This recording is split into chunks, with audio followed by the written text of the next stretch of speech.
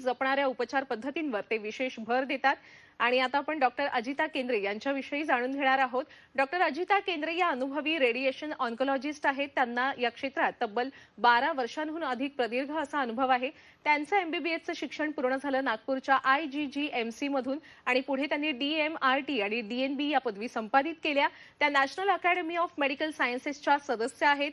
Head and neck अर्थात डोकं आणि मान याचा कर्करोग, ब्रेस्ट कॅन्सर अर्थात स्तनांचा कर्करोग, गायनेकोलॉजिकल कॅन्सर्स अर्थात स्त्रीरोग कर्करोग या सर्व कर्करोगांमध्ये त्यांना प्रावीण्य आहे आणि हीच त्यांची प्रमुख कार्यक्षेत्र आहेत।